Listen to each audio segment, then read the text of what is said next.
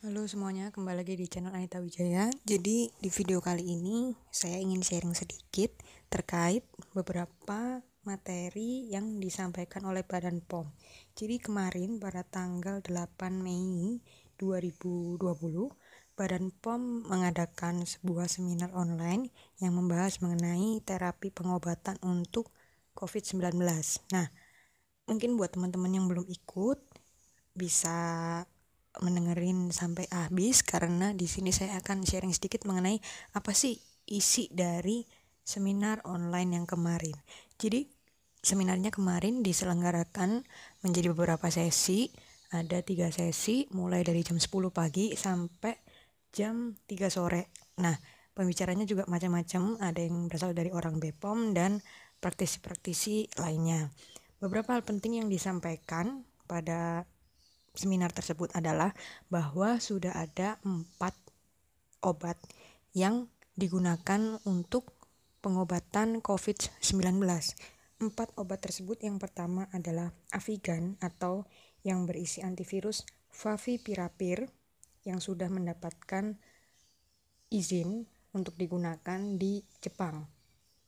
Yang kedua adalah Remdesivir, di mana Remdesivir ini baru mendapatkan izin untuk digunakan sebagai terapi COVID tanggal 1 Mei 2020 kemarin. Dan 2 obat sisanya adalah hidroksikloroquine dan yang terakhir adalah kloroquine. Seperti yang kita ketahui, hidroksikloroquine dan kloroquine ini digunakan di Indonesia untuk pengobatan penyakit malaria dan ada juga yang menggunakannya sebagai terapi untuk penyakit SLE atau lupus. Nah, di mana kemarin dijelaskan bahwa 4 obat ini bisa digunakan untuk COVID-19 di masa pandemi ini. Jadi diberikan otorisasi khusus kegawat daruratan untuk penggunaan 4 obat ini sebagai terapi COVID. Namun 4 obat ini tentunya nggak boleh digunakan sembarangan, harus dengan resep dokter dan harus dalam pengawasan. Nggak boleh digunakan seenaknya sendiri atau misalnya kita ngerasa kena COVID terus kita beli sendiri. Nah, itu sangat tidak boleh. Kenapa? Karena 4 obat ini itu kan masih ada yang beberapa dalam masa trial dan seperti itu. Jadi pengobatannya itu harus diketahui oleh dokter sehingga bisa dipantau apa sih efeknya dan apakah memang benar-benar signifikan perkembangannya. Nah, yang pertama kita bahas yang obat yang paling tua dulu, yaitu hidroksikloroquine dan kloroquine. Kemarin di seminar dibahaskan beberapa efek samping ataupun kontraindikasi pada penggunaan hidroksikloroquine dan kloroquine pada pasien COVID-19. Yang pertama, efek samping yang baru diketahui dan baru saja dilaporkan yaitu adanya prolong dari Q dan V ritme jantung. Jadi kalau misalnya teman-teman belajar ritme jantung itu ada yang gambarnya kayak kardiogram. Nah, itu sebenarnya saya juga kurang tahu sih karena kan di apoteker nggak terlalu dibahas soal itu, tapi ada QT prolong dengan penggunaan hidroksikloroquine dan kloroquine. Oleh karena itu dia dikontraindikasikan atau wajib diwaspadai penggunaannya pada pasien-pasien yang memiliki riwayat penyakit jantung. Kemudian kloroquine juga menyebabkan kerusakan pada retina mata. Selain itu, kedua obat ini sebenarnya itu bisa digunakan untuk ibu hamil, namun harus dilihat dulu, dikaji dulu risk benefitnya seperti apa, karena ya mungkin dia kan masih dalam tahap percobaan seperti itu. Memang belum ada bukti bahwa dia teratogenik, tapi belum diketahui apakah dia aman atau enggak. Yang kedua, tentang obat Avigan atau yang nama generiknya adalah Favipiravir. Dia itu dikontraindikasikan untuk ibu hamil atau ibu yang berencana untuk hamil atau ibu menyusui karena dia bisa tersekresi di ASI dan juga dia bisa menembus barier dari plasenta sehingga nanti bayi atau janinnya bisa kena. Itu sih kemarin yang poin yang ditekankan sekali.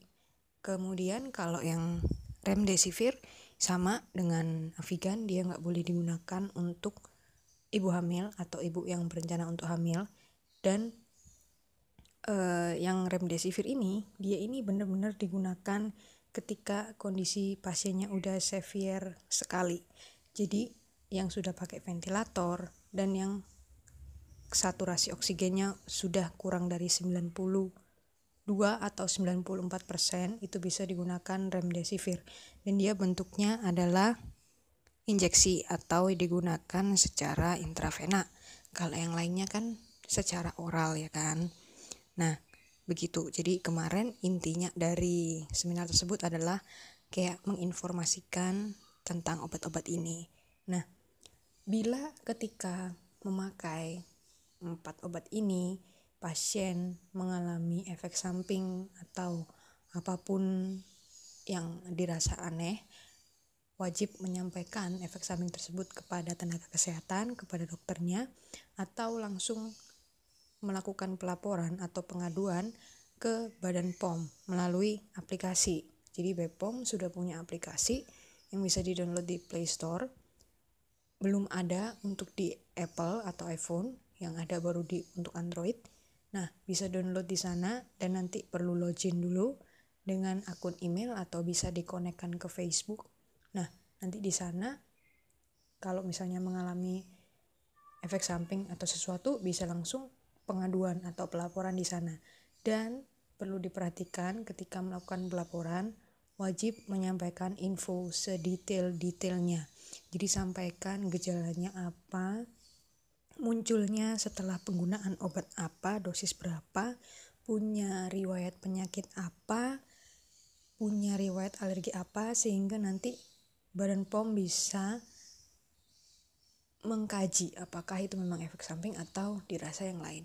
Nah, ini gak hanya berlaku untuk 4 obat COVID ini aja, tapi masyarakat bisa melaporkan semua efek samping untuk penggunaan obat apapun kepada Badan POM. Nggak cuma obat COVID aja, tapi obat yang lain juga boleh. Jadi silahkan. Dan ini juga merupakan salah satu penting banget ya kan, itu terkait dengan pharmacovigilance juga, yaitu kita wajib memonitoring apa sih efek samping terkait suatu obat yang sudah beredar di masyarakat. Seperti itu. Nah, kemarin intinya seperti itu. Dan Badan POM juga mengeluarkan sebuah informatorium obat COVID-19. Jadi informatorium ini merupakan buku yang isinya adalah info-info mengenai obat yang digunakan untuk COVID-19. Bentuknya adalah soft file. Nanti link informatorium akan saya taruh di kolom deskripsi. Jadi teman-teman bisa download, bisa baca. Tentunya ini sangat bermanfaat untuk para tenaga kesehatan yang bekerja di rumah sakit ataupun di apotek. Dan ya, untuk tenaga kesehatan sih, sekalian untuk update info juga. Nah, untuk masyarakat awam, kalau misalnya punya pertanyaan, jangan ragu untuk segera tanya ke tenaga kesehatan terdekat, ke rumah sakit atau ke apotek, atau bisa langsung menghubungi nomor-nomor dari instansi pemerintah. Biasanya kan sudah ada tuh banyak nomor telepon yang menangani untuk COVID-19. Jadi kalau misalnya ragu, kalau misalnya bingung, segera tanya ke sumber yang jelas. Jangan percaya sama kayak gosip-gosip atau broadcast dari WhatsApp atau yang lain, karena itu belum tentu valid kebenarannya. Jadi silakan cari informasi dari sumber yang sejelas-jelasnya, sevalid-validnya, dan jangan menyebarkan berita yang belum tentu benar kepada orang lain, karena itu hanya akan menimbulkan keresahan saja tanpa kita nggak berkontribusi apapun kayak gitu. Oke, jadi sekian dulu video sharing kali ini. Kalau misalnya teman-teman ada pertanyaan atau kritik saran, bisa dituliskan di kolom komentar. Thank you, see you on the next video.